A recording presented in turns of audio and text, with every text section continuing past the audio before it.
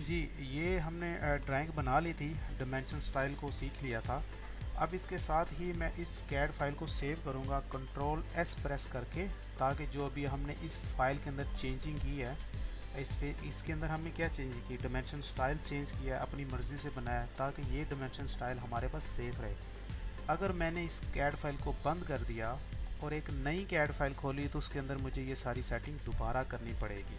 ये सेटिंग इसी CAD file के अंदर सेव है और इसी के साथ आप अगर किसी को भेजते हैं तो उसके पास ये सेटिंग जाएगी। ठीक है, तो मुझे इसको अपने डेस्कटॉप पे सेव कर लेना है। STUDENT स्टूडेंट्स, ठीक है, मैंने ये लिख दिया और इसको सिंपल स्टूडेंट्स फाइल कह दें या DWG कह सकते हैं। इसको डेस्कटॉप पे मैं सेव कर रहा हूँ। और याद रहे कि आपने जब सेव करते टाइम इसको देख लेना है कि इसको जितना आप कम रखेंगे 2013। अब कुछ लोग कोई फ़ाइल सेव कर रहे हैं तो उसमें वो उनके पास 26 चल रहा है, तो अगर वो यहाँ पे उनके पास ऑलरेडी 26 आएगा, तो अगर वो 26 में सेव करने के बाद मुझे सेंड करेंगे तो मैं उसको ओपन नहीं कर पाऊँगा, क्योंकि मेरे पास 16 चल रहा है।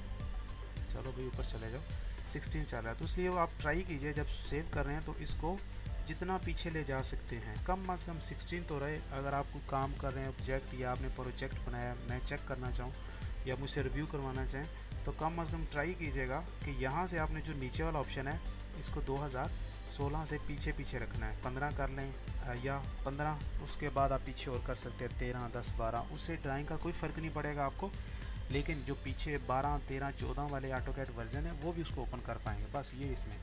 अच्छा, मैंने 13 इसलिए किया हुआ है क्योंकि मेरे पास दूसरा लैपटॉप इसमें 13 है, ताकि इसकी फ़ाइल उसके अंदर भी अपडेट हो, इसलिए मैंने 13 किया हुआ है। इसको मैं डेस्कटॉप पे सेव कर देता हूँ। ओके, अब अगर इसको मैं बंद करूँगा, मेरे पास ऑलरेडी इंटरनेट ऑन है, तो जब इसको ओपन करूँगा तो ये बार बार एरर देगा। फ़िलहाल इसको मैं क्लोज़ नहीं कर रहा, इसको इसी तरह ही यूज़ करूँगा। अच्छा, यहाँ तक ओके है। अब चलता हूँ हमारी नई कमांड की तरफ। वो नई कमांड हमारे पास अरेज, ठीक है।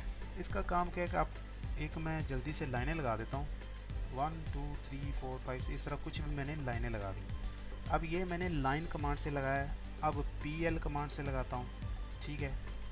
ये आपको पता है कैसे, बस क्लिक करते रहें, हाथ घुमाते रहें तो ये लाइन लगती रहेगी। अच्छा, अब इसके ऊपर मैं किसी भी चीज़ को सिलेक्ट करता हूँ, फिर इस चीज़ को सिलेक्ट कर लेता हूँ, फिर इस चीज़ को सिलेक्ट करके और अपने कीबोर्ड से डिलीट का बटन प्रेस करूँ या E लिख के इंटर करूँगा तो ये लाइनें डिलीट हो जाएंगी। अब इसके ऊपर क्लिक किया, E लिख के इंटर कर दिया, ये लाइन डिलीट हो जाएगी। अब आपने इसको सिलेक्ट किया और E लिख के इंटर नहीं करना, आपने जस्ट इंटर प्रेस करना है। इंटर का मतलब कि आपकी जो लास्ट कमांड है वो ऑटो रिवाइज होगी। मैंने क्या किया, स्पेस बार प्रेस किया, इसको सिलेक्ट किया, प्रेस किया, इसको सिलेक्ट किया, उसको प्रेस किया, तो ये इस तरह मैं जल्दी से ड्राइंग्स को डिलीट कर सकता हूँ। बार बार मुझे E लिख के इंटर करने की ज़रूरत नहीं है।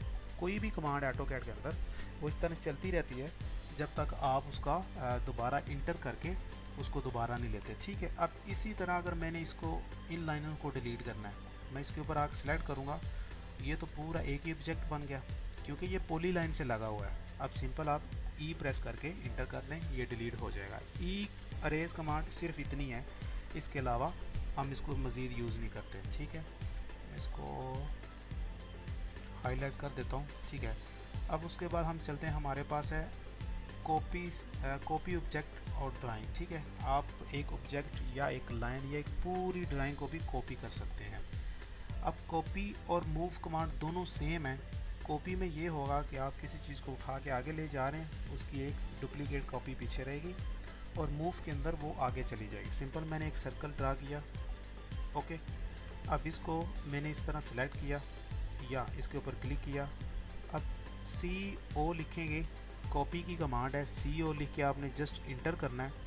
अब आप इसको फ्री हैंड भी मूव कर सकते हैं और पॉइंट टू पॉइंट भी मूव कर सकते हैं, ठीक है, या वैल्यू दे के भी मूव कर सकते हैं। अब मैं आपको तीनों तरीके बता रहा हूँ कि ये मैंने फ्री हैंड इसको पकड़ा, कहीं से बाहर किसी ही जगह से मैं क्लिक कर दूंगा स्क्रीन से, तो ये उस पॉइंट से अपना एक डिस्टेंस मैच कर लेगा। फिर उसी पॉइंट के गिर्द मैं अगर इसको घुमाता रहूँगा इस तरह, तो ये उसी पॉइंट की इतनी दूरी पे इस तरह घूमता रहेगा। जैसा कि मैंने यहाँ से इसको पकड़ लिया। अब मैं जैसे जैसे अपना माउस आगे पीछे लेके जा रहा हूँ, ये ऑब्जेक्ट उतनी दूरी से उसी तरह रिएक्ट कर रहा है। ठीक है, आप देख सकते हैं। वापस दोबारा करता हूँ, इसको डिलीट किया, इसको पकड़ा, CO लिख के इंटर किया। अब मैं यहाँ से पकड़ लेता हूँ, या बिल्कुल इसके नीचे से, यहाँ से करके इसको मैं यहाँ पे क्लिक कर देता हूँ, यहाँ पे कर देता हूँ। अब कॉपी कमांड का यही फ़ायदा है कि आप ऐसे क्लिक करते जाएंगे, जो भी आपने चीज़ सेलेक्ट की है वो उसकी ओरिजिनल रहेगी, उसके बाद ये कॉपीज़ बनाता जाएगा इस तरह। ठीक है, इसके बाद आप इस तरह सबको सिलेक्ट कर लें, CO दोबारा कॉपी लगाएं, कहीं से पकड़ लें और इस तरह करते रहें। अब देखें कितना कुछ बन गया, जस्ट 2-3 सेकंड के अंदर। अच्छा, इसको डिलीट करने का वही तरीका है, सिलेक्ट करें इसको और अब इंटर करेंगे तो ये इंटर नहीं होगा, ये कॉपी कमांड में चला जाएगा। आपको अभी इंटर करना है। अब आप इस तरह सेलेक्ट करके इंटर प्रेस करेंगे तो ये अरेज होती जाएंगी, लास्ट पॉइंट रिवाइज होती जाएगी। तो इस तरह करने से बेहतर नहीं, अगर मैं इस तरह करता हूँ तो बीच में मेरी ये जो डायमेंशन ये भी जाती है, तो मैं यहाँ से आके इस तरह की सारी सिलेक्ट करूँगा, डिलीट कर दिया, यहाँ से ये सारी सिलेक्ट की, ई लिख के इंटर कर दिया, सारी इस तरह। ठीक है, इस तरह ये सारे चले गए। अब ये मेरे पास कॉपी कमांड को मैंने फ्री हैंड कॉपी किया है। अब कॉपी कमांड को एक डायमेंशन के थ्रू मैं मूव करूँगा, सेलेक्ट किया, CO लिख के आपने यहाँ पे क्लिक नहीं करना। अब क्लिक करेंगे तो ये इस बाउंड्री को पकड़ लेगा, ये आप कर सकते हैं। ठीक है, आप यहाँ पे क्लिक कर लें और ऑर्थो मोड ऑन कर लें। यहाँ पे आपने क्लिक करके आपने क्लिक करके इसको राइट साइड पे माउस कर दिया या ऊपर की तरफ माउस जो है उसको कर देना, और साथ में इसके वैल्यू ऐड कर देनी कि 15 मीटर। ये आपकी अभी इन दोनों का अगर बीच में आप डायमेंशन चेक करेंगे तो वो 15 मीटर होगी। अब हम डायमेंशन चेक कर सकते हैं क्योंकि हम ऑलरेडी 25 मीटर पे घूम रहे हैं। ठीक है, 15 मीटर 15,000 mm और जस्ट 15 मीटर ये एक ही डायमेंशन होती है। ठीक है, अब 15 के बाद इसको मैं दोबारा सेलेक्ट करता हूँ, CO लिख के कहीं से भी मैं फ्री हैंड कहीं भी क्लिक करके इसकी डायरेक्शन बता दूंगा। इसको फ्री हैंड करना चाहता हूँ तो ऑर्थो मोड बंद करके अपनी मर्ज़ी से इसको ऐसे रख सकता हूँ, लेकिन अपनी मर्ज़ी से मैं एग्जैक्ट इसकी वैल्यू नहीं दे सकता। अगर मुझे इसी ही लाइन में बिल्कुल सीधा इसको लेके जाना है तो उसके लिए मुझे ऑर्थो मोड ऑन करना पड़ेगा। अब आप देखें कि लेफ़्ट राइट पे बिल्कुल सीधा ड्रैग हो रहा है, ऊपर भी और नीचे भी। तो मुझे इसकी तरफ करके इसको 15 मीटर दोबारा देना है, ये हो गया। अब अगर आप चाहते हैं कि इसके बिल्कुल आगे एक और आए, उसका भी फासला आपस में 15 हो तो आप इसको करें कॉपी, CO कॉपी। अब यहाँ से आप इसको फ्री हैंड छोड़ दें। अब आपने काउंट करना है कि यहाँ से लेके इसके बीच तक आपका 15 था, यहाँ तक आपका 30 हो गया और यहाँ तक 45 बनेगा। तो आप डायरेक्ट यहाँ से वैल्यू ऐड कर दें 45,000, तो ये उतने डायरेक्शन पे चला जाएगा। ओके, फ्री हैंड बता दिया, वैल्यू डाल के आपको बता दिया। वैल्यू डालने से पहले आपने इसको डायरेक्शन बतानी कि आप इसको अप डाउन या किसी तरफ इसको मूव कर रहे हैं। ओके, सेम इसी तरह यही चीज़ है। इसको अगर डिलीट कर दूं, अब मुझे इसको मूव करना है 45 पे, तो M लिख के इंटर करेंगे, इसको बंद कर लें, फ्री हैंड पकड़ के आप कहीं भी रखेंगे तो ये वहाँ पे चला जाएगा। फिर इंटर प्रेस करें, उसने कमांड रिवाइज़ की, अब उठा के आप कहीं भी रख सकते हैं। लेकिन ये फ्री हैंड मूव हो रहा था, कॉपी और मूव कमांड दोनों सेम काम करती हैं। अब इसको सिलेक्ट किया, ऑर्थो मोड ऑन कर लिया। अब इसको मैं मूव कर रहा हूँ यहाँ से, लेकिन मूव करने से पहले मैं यहाँ पे सेंटर में एक लाइन लगा दूँ ताकि मुझे पता चले कि यहाँ से मूव होके कितनी दूर गया है। यहाँ से इसको M लिख के इंटर करूँगा और इस साइड की डायरेक्शन दे दूँगा और लिख दूँगा 45,000। अब इसकी अगर डायमेंशन लें हम, DLI यहाँ से यहाँ तक, अब आप देखें आराम से इसको पढ़ पा रहे हैं। अगर आप छोटे स्केल पे काम कर रहे हैं तो D लिख के इंटर करके आपको ये छोटी सेटिंग सेलेक्ट कर लेनी है, और बड़े पैमाने पे रहने के लिए मीटरों के हिसाब से ये थोड़ा एडजस्ट हो जाएगा। अच्छा, ये हो गया मूव कमांड और कॉपी कमांड। अब एक और चीज़ है, यहाँ पे एक मैं लाइन लगा रहा हूँ यहाँ पे, ये ठीक है, आप ये पॉली लाइन से लगाएं या लाइन से लगाएं, इसका कोई मतलब नहीं है। अब यहाँ पे एक सर्कल है मेरे पास, सर्कल है, या एक आप पिलर बना लेते हैं, या अगर बेहतर है कि मैं हमारी फील्ड के रिलेटेड ही बताऊँ, ये हमारे पास एक क्रेन है, होती नहीं ऐसे, आपने इसको ये नहीं समझना कि ये मैंने क्या बना दिया है। अब इस क्रेन के आपने व्हील्स लगाने हैं, तो आप इसको सिंपल क्या करेंगे, CO कॉपी करके यहाँ से स्टार्ट कर देंगे, यहाँ पे आप क्लिक करेंगे, फिर इस तरह चलते जाएंगे, यहाँ पे क्लिक करेंगे, फिर यहाँ पे क्लिक करेंगे, ये क्लिक करेंगे, जब आप जहाँ पे रख के क्लिक करेंगे तो ये होता जाएगा। ठीक है, इसी तरह आप इसको यहाँ से CO कॉपी करें, आगे की तरफ छोड़ के इधर लिख दें 15,000, उसके बाद 30,000, उसके बाद 45 और उसके बाद 60। तो ये ऑटो ही एक ही कमांड से उतने डिस्टेंस से ही आगे चलता जाएगा। ये दो चीज़ें हम ऑलरेडी कर चुके हैं। अब तीसरी चीज़ ये कि direct point two point copy करना। इसको CO कॉपी किया, इसको एग्जैक्ट आप इस कोने पे लाना चाहते हैं, इस सर्कल का कौन सा कोना इसके सेंटर में रखना चाहते हैं। मैं चाहता हूं कि मैं सर्कल को सेंटर से उठाऊं, यहां से क्लिक करूं, ऑर्थो मोड बंद कर लूं और ये कोना जाके इस कोने के ऊपर रख दूं यहाँ पे। अब इसी तरह मैंने कॉपी किया हुआ है तो ये साथ में रिपीट होता रहेगा। अब ये ले जाके इसके ऊपर क्लिक कर दूं। अब दोबारा करते हैं, एक लाइन लगा दी ऐसे। मैं चाहता हूं कि ये सर्कल मेरे इन कॉर्नर्स पे आ जाएं। अगर यहाँ से अगर मैं फ्री हैंड इसको मूव करता हूँ तो मैं इसका सेंटर दे पाऊँगा? मुझे नहीं लगता कभी भी दे पाऊँ, क्योंकि कभी भी इसके पास आऊँगा तो ये आउट ही रहेगा। अगर फिर मैं इसको फ्री हैंड यहाँ से मूव करके इस तरह करने की कोशिश करूँ तो ये फिर भी आउट रहेगा। तो इसलिए मुझे CO करना है, इसके सेंटर से उठा लेना है, यहाँ पे क्लिक करना है, यहाँ पे क्लिक करना है और यहाँ पे, और फिर इसके इस कॉर्नर पे। अब ये सर्कल आपने सेलेक्ट करना है और E लिख के इंटर कर देना है, ये आपका अरेज हो जाएगा। ठीक है, इसी तरह मूव भी है कि आप इस सर्कल को इस कॉर्नर पे लगाना चाहते हैं तो क्लिक करें, मूव करें। अब आप अगर यहाँ से फ्री हैंड लेके जाएंगे तो इसको सेट नहीं कर पाएंगे। अब डायमेंशन के लिए आपको एक डायरेक्शन चाहिए, left right up and down. अब इस साइड पे आपको कितनी डायमेंशन चाहिए, या तो आप DAL लिख के ये इस तरह सेलेक्ट कर लें। ये थोड़ा सा अजीब सा हो जाएगा। आप यहाँ से इसको थोड़ा टेढ़ा नहीं फेंक सकते हैं, लेकिन उसके लिए आपको थोड़ा सा मज़ीद इसको स्टडी की ज़रूरत है। मैं आपको करके बता देता हूँ। ये 52,619 है।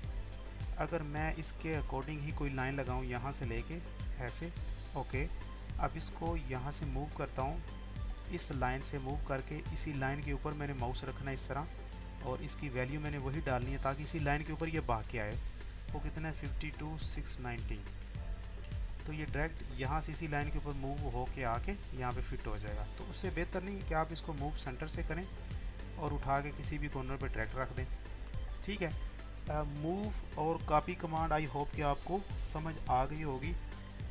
अगर किसी का कमेंट रहेगा तो हम उसको फिर फिक्स करते हैं। चलो भाई, एक तो ये चीज़ इशू किया हुआ है कमेंट, और ये दोनों चीज़ें भी होगी। अब है हमारे पास लास्ट पे एक mirror, create a mirrored copy. ठीक है, ऑब्जेक्ट्स और ड्राइंग्स। अब मिरर का काम क्या है, एक एग्जांपल दिखाता हूँ आपको।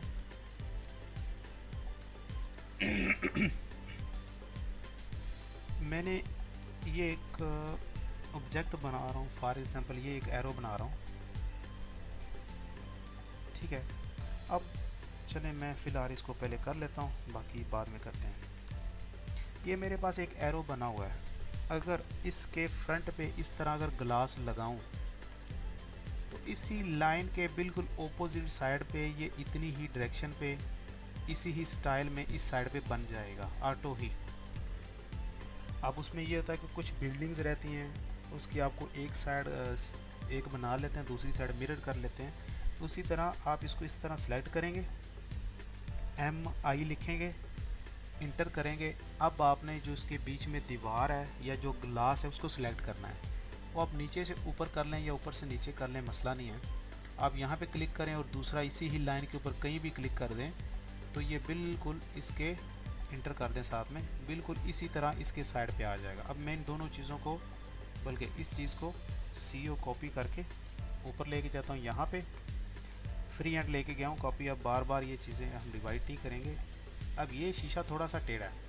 अब आप देख सकते हैं कि इसका जो मिरर है वो इसके फ्रंट के साइड से इधर बनना चाहिए। मैं इसको सिलेक्ट करता हूँ और MI करता हूँ, यहाँ से इसके ऊपर इंटर कर दें।